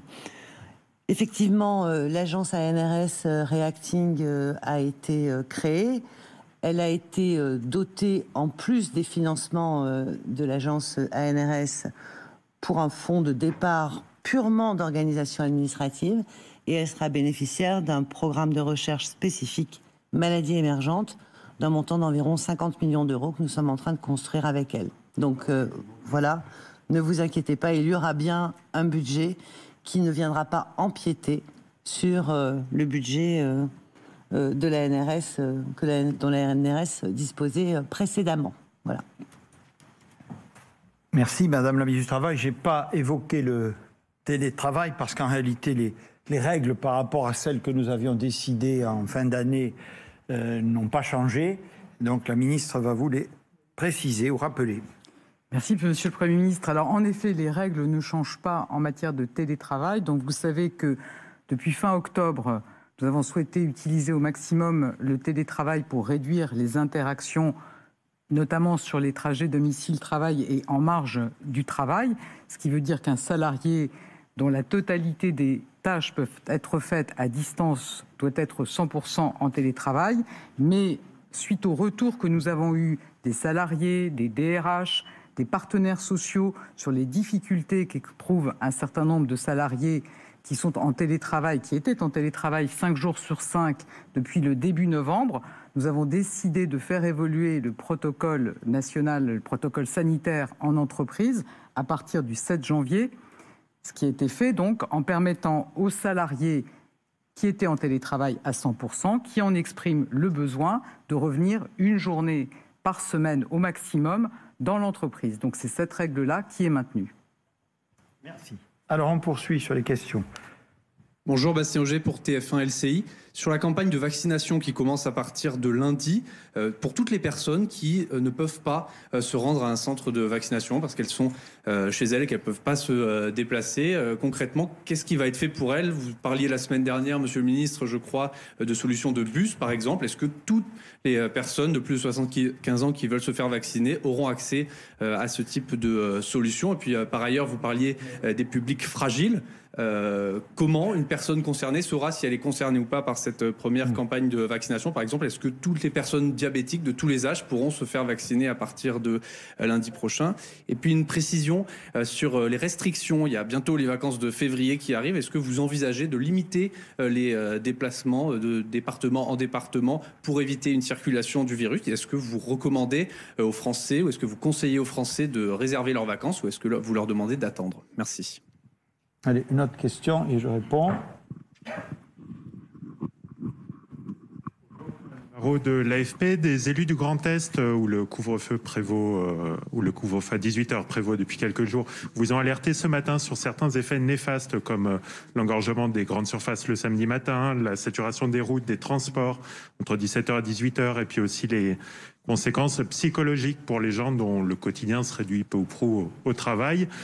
Comment comptez faire pour prévenir ou tout du moins atténuer ces effets-là? Une question sur la vaccination. Vous l'avez dit, près de 6,5 millions de personnes sont appelées à se faire vacciner. À quelle échéance vous espérez les avoir vaccinées? Et peut-on déduire que mécaniquement, quand ces personnes-là, parmi les plus prioritaires, sont vaccinées, des levées de restrictions progressives auront lieu? Et puis une toute petite précision sur les travailleurs frontaliers. Et, dans quelle mesure les restrictions de déplacement que vous avez annoncées auront des effets sur ces travailleurs-là, notamment avec la Suisse qui est hors UE? Merci. Alors, on prend moins de questions, mais si chacun d'entre vous en pose davantage, ça compte pas. Hein, bon, alors que le ministre de la Santé veuille bien se préparer. Je réponds en ce qui me concerne à au moins 2 questions. D'abord, effectivement, j'étais dans le Grand Est avec vous, monsieur, ce matin où j'ai interrogé, enfin, en tout cas sur un département, même s'il y avait le président de région, les élus, ça servait à ça aussi. Hein. L'objectif de mon déplacement n'était pas simplement de visiter l'organisation de la vaccination là-bas, mais aussi dans un département, dans une agglomération qui a recours au couvre-feu depuis 18h, quelles étaient leurs impressions, leurs sentiments. Vous avez en toute transparence entendu avec moi qu'il y avait des avis partagés, hein, voilà, certains expliquant que la mesure était à leurs yeux plutôt efficace, d'autres étant, on va dire, moins enthousiastes. Effectivement, ils ont bien soulevé les questions que nous connaissions du reste, hein, que vous avez rappelées. Je l'ai dit, vous étiez témoin là encore, j'ai rappelé au préfet du lieu que, notamment s'agissant des personnes qui se concentrent dans certains grands centres commerciaux, le week-end ou pas d'ailleurs, mais enfin le week-end en particulier, puisque ça pourrait être l'un des effets de l'avancée de l'horaire du couvre-feu.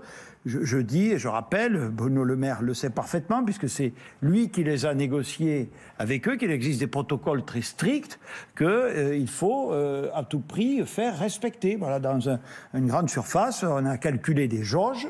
Et il faut mettre quelqu'un à l'entrée qui compte, il y en a qui le font très bien. Et quand la jauge et la densité sont atteintes, on n'entre plus, sauf si évidemment ça sort de notre côté. Donc il faut que chacun s'astreigne à respecter cela pour éviter des phénomènes qui effectivement se produisent, hein, mais qui ne sont pas normaux. Voilà. Bon. Donc cet échange avec les élus, d'autres auxquels vous n'avez pas assisté, avec aussi les personnels de santé, sur leur ressenti par rapport à l'effet du couvre-feu anticipé à 18h, ont contribué à nous éclairer, ainsi qu'évidemment toutes les discussions et concertations qui avaient été conduites sous l'égide du ministre de la Santé, et qui, globalement, mais vous l'avez vu, nous ont plutôt confortés dans le sentiment qu'il était utile de généraliser cette mesure. S'agissant, autre question, mais Olivier aurait pu y répondre, mais comme on l'a vu là-bas aussi, effectivement, il y a la question des personnes de plus de 75 ans à partir de lundi ou d'âge moindre qui auraient des difficultés à se rendre dans les centres de vaccination. Ça peut arriver, même si elles ont aussi souvent une famille qui peut les aider à se déplacer. Là, c'est un problème qui est clairement identifié. Nous avons dit que les acteurs locaux, qui connaissent parfaitement ces situations, trouvent des situations adaptées qui peuvent être, je crois que c'était évoqué par votre question, des transports. On a aussi entendu parler, je ne sais pas si on l'a dit ce matin, c'est sûr qu'on en a parlé à Tarbes samedi, enfin que les acteurs locaux nous en parlaient à Tarbes, d'équipes mobiles qui pourraient aller se déplacer au domicile des personnes concernées. Je vous le dis, je fais absolument toute confiance, sous la coordination du préfet, à l'ensemble des acteurs des territoires pour apporter les solutions les plus adaptées possibles à chaque situation. Il est trop tôt, la question m'a été posée, de dire si on va limiter les déplacements pour les vacances de février en particulier. Je ne recommande pas ce soir d'annuler les réservations, pour répondre très précisément à votre question. Nous adapterons en fonction des circonstances, mais il faut donner à une question précise une réponse claire. Et s'agissant des travailleurs frontaliers, je crois que j'ai donné la réponse. Donc nous allons avoir des discussions avec la Suisse, puisque comme vous l'avez dit, elle est hors Union européenne. Et s'agissant des travailleurs frontaliers, il y en a là où nous étions ce matin, mais avec des pays dans l'Union. J'ai dit qu'évidemment il leur faudrait un traitement spécifique ou particulier. Et donc pour ceux qui sont internes à l'Union européenne, enfin les pays concernés en tout cas, cette question sera tranchée par le Conseil européen de la semaine prochaine. Monsieur le ministre. Je crois que vous avez répondu à toutes les questions. Eh bien, vous pouvez pas repartir. C'est sûr? Non, mais c'est vrai, je réponds. Bon, qu'est-ce qu'il y avait d'autre? Oui, la liste.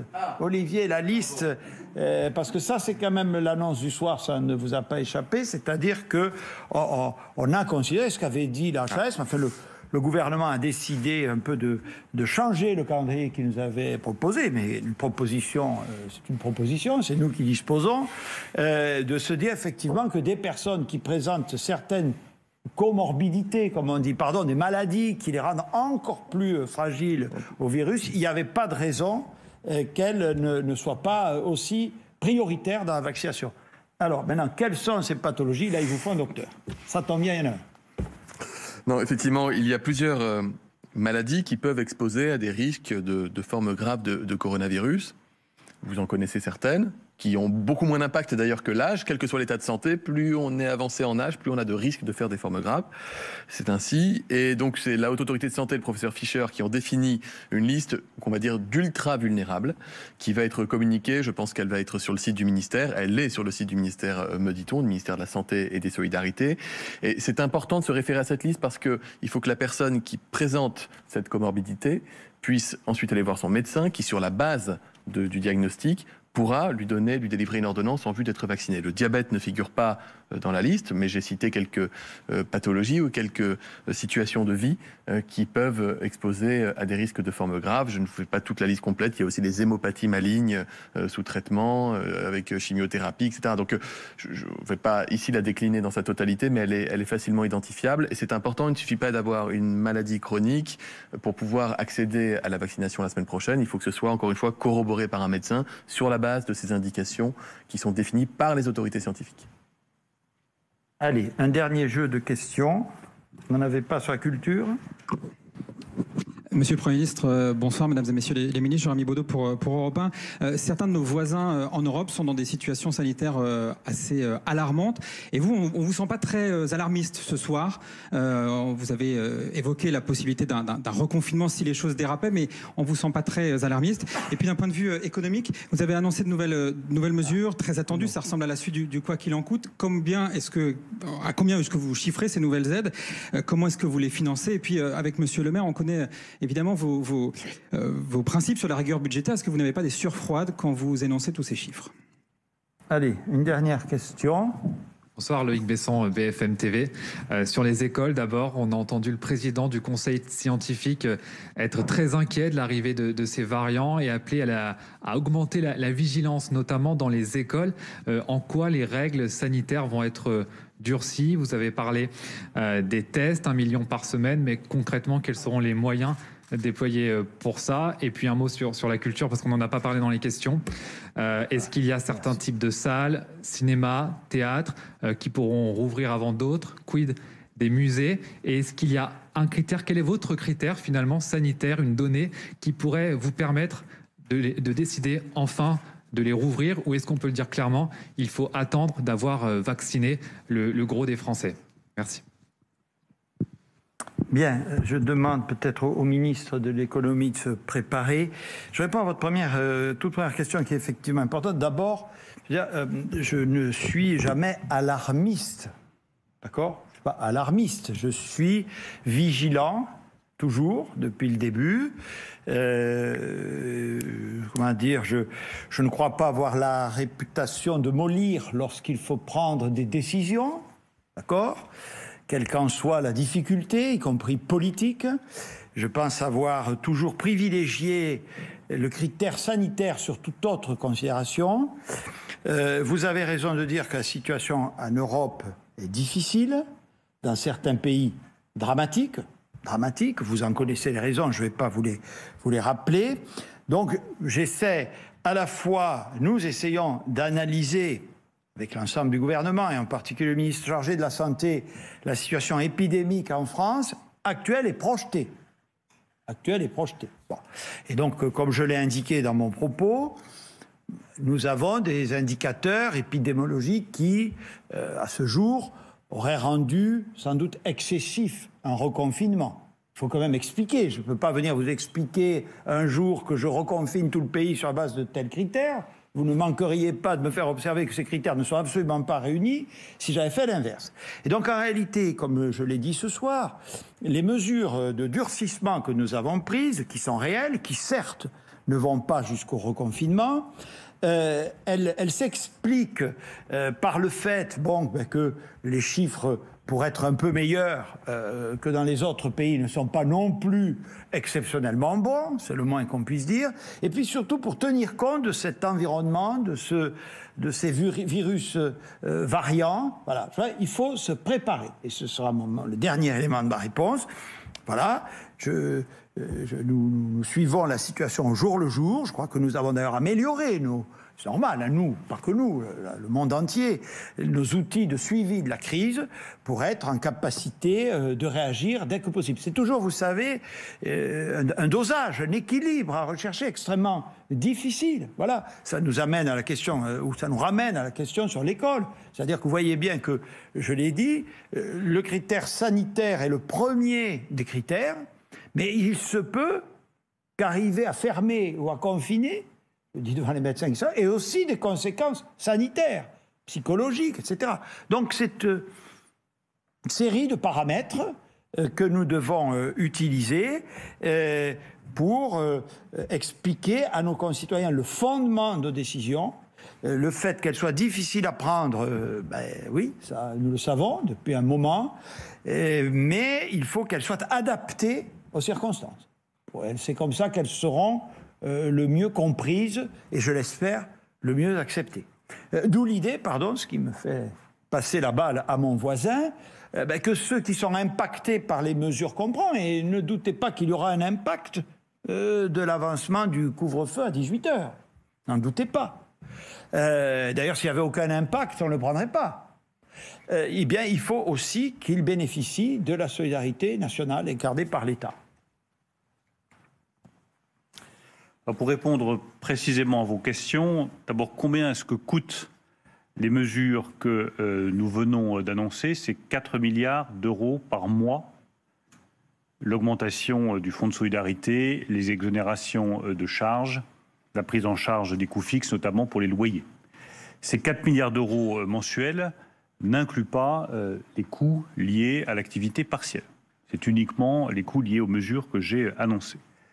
Est-ce que nous avons les moyens financiers de supporter ces dépenses supplémentaires? La réponse est oui, parce que nous avons été prévoyants, nous avons à la fois dégagé des moyens supplémentaires pour 2021, et nous aurons aussi, j'aurai l'occasion de le préciser la semaine prochaine avec le ministre des Comptes publics Olivier Dussopt, le report de dépenses qui n'ont pas été effectuées en 2020. Prenez l'exemple du confinement en novembre, nous avons perdu 12% d'activité, là nous avions perdu 30% d'activité au premier confinement. Donc nous avons des reports de dépenses qui n'ont pas été effectuées parce que l'impact du deuxième confinement sur l'activité économique a été moins fort que celui du premier, alors même que nous avions prévu un impact aussi fort.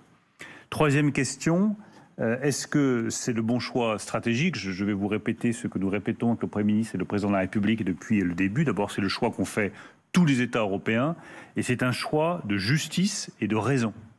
De justice parce qu'aucun de ces restaurateurs, de ces bars, de ces hôtels, de ces salles de sport, de ces salles de spectacle ou de culture n'a demandé à fermer. Ils sont victimes des règles sanitaires. Donc il est juste que nous les soutenions. Est-ce que c'est le bon choix économique? Oui, parce que nous protégeons des compétences et nous protégeons des entreprises, et cela garantit ensuite la relance économique la plus rapide possible. Si vous voulez relancer l'économie mais qu'il n'y a plus d'entreprises et qu'il n'y a plus de salariés pour faire tourner les entreprises, vous n'allez pas aller très loin. Enfin, quatrième question, est-ce que cette augmentation de la dette publique liée à ces dépenses supplémentaires devra être remboursée? La réponse est oui, je le redis. Tous ceux qui prétendent qu'on ne rembourse pas sa dette tiennent des propos qui sont irresponsables. Il faudra rembourser cette dette. Il faudra le faire le moment venu, c'est-à-dire une fois que la crise sanitaire sera derrière nous. Le faire avant, ce serait risquer de tuer dans l'œuf la reprise, et sur la base d'une stratégie que je proposerai au Premier ministre et au Président de la République en tenant le plus grand compte des recommandations de la commission que le Premier ministre a mis en place et qui est présidée par Jean Arthuis. Merci. J'invite le ministre de l'Éducation nationale à venir. Pendant qu'il arrive, je me permets d'ajouter deux choses, compte tenu de la réponse précise du ministre de l'Économie. Enfin, je sais que vous en êtes convaincu, mais si on ne faisait pas tout cela, combien de drames humains? Combien de drames humains? Quel coût économique aussi? Quel coût économique? Payés. Tous ces gens-là seraient au chômage, dans des situations dramatiques. Donc ça a un coût. Donc je pense que c'est un choix qui nous honore. C'est un choix qui nous honore. Voilà. Et deuxième chose que je voulais vous dire par rapport à votre question, c'est que je parlais d'équilibre. On va dire que on peut être certainement pas alarmiste, très vigilant, très inquiet, mais on peut dire aussi en toute lucidité que ce deuxième confinement, finalement, il a produit des résultats sanitaires dont l'ensemble des commentateurs considèrent qu'ils sont plutôt satisfaisants au sein de l'Union européenne et par rapport à nos voisins, sans, comme Bruno Le Maire l'a rappelé, faire s'effondrer complètement l'économie.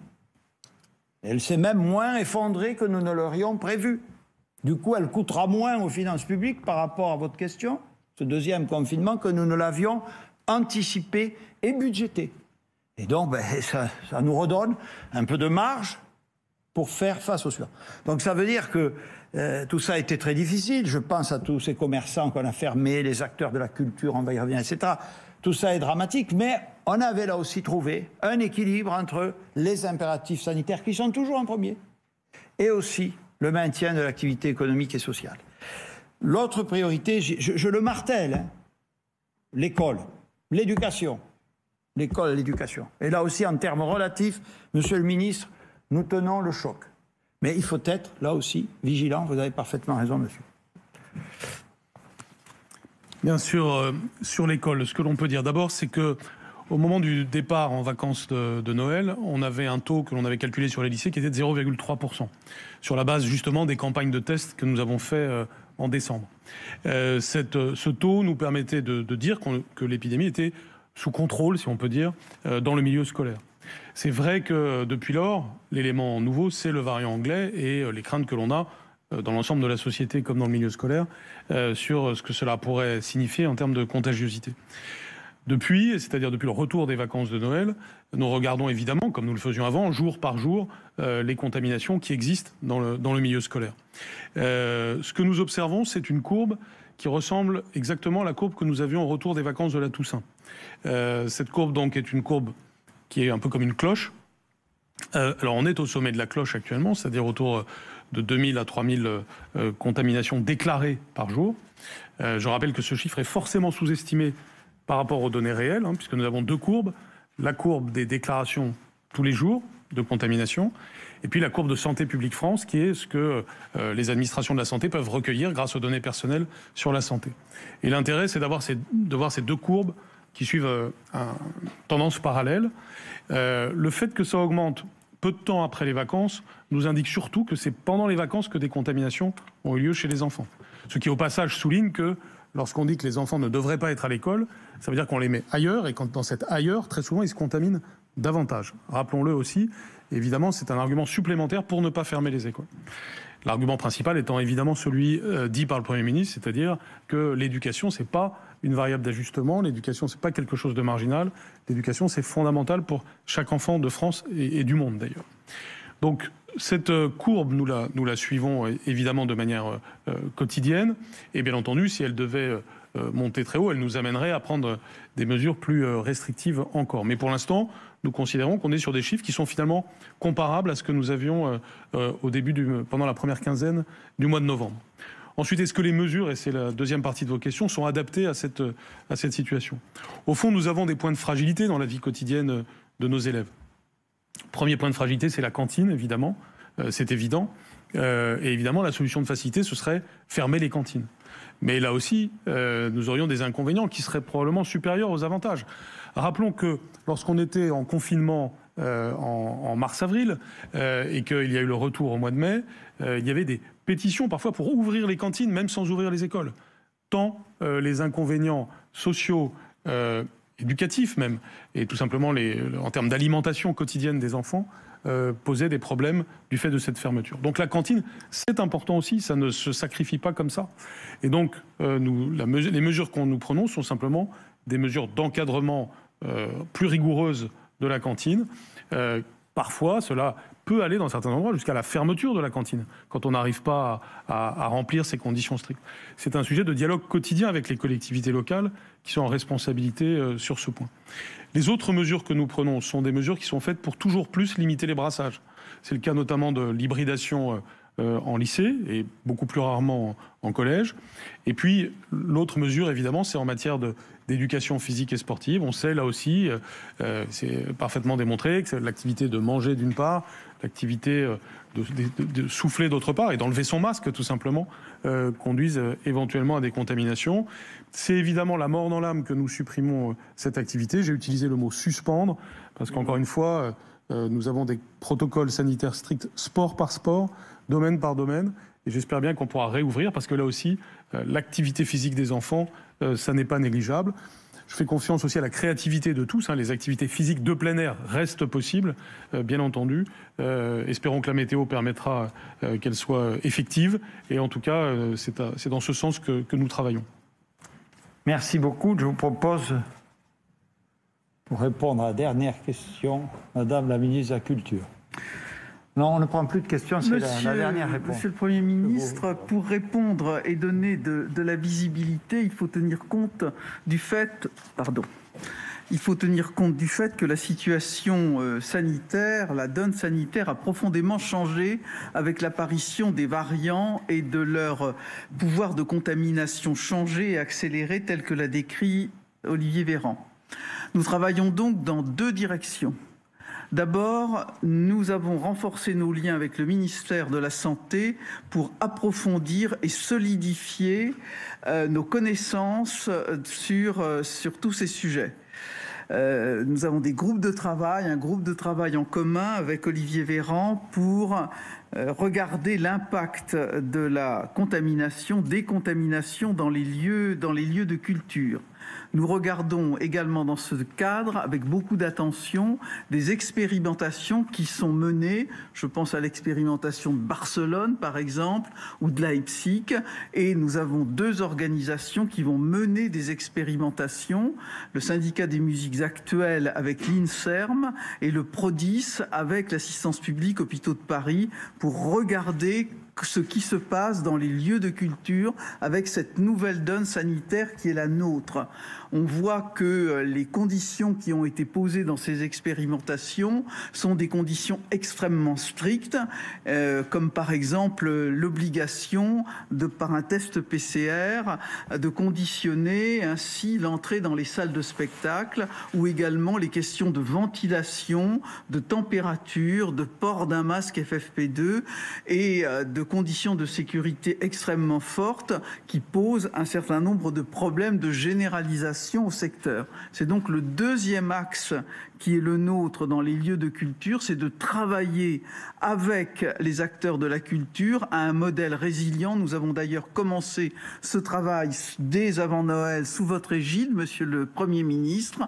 Je dois dire que le monde de la culture est extrêmement facilitateur dans ce domaine et prêt à accepter des conditions très très strictes au niveau des jauges, au niveau des distances, au niveau des conditions d'antisepsie. Et effectivement, je souhaite aussi se développer dans le cadre de la procédure Tous Anti-Covid, et aussi avec des QR codes qui permettraient, s'il y avait une contamination, de retrouver à proximité les gens qui pourraient être contaminés. Donc, nous travaillons donc dans ces deux directions, la recherche scientifique, la solidification des données scientifiques pour garantir la sécurité des personnes et de nouvelles conditions de fréquentation des salles. En tout cas, ce que je peux dire, c'est qu'effectivement, un calendrier glissant pourrait être fait dans ce domaine qui pourrait permettre une réouverture échelonnée des lieux de culture en fonction des données scientifiques spécifiques à chacun de ces lieux de culture. Merci beaucoup. Allez, bonne soirée à toutes et à tous.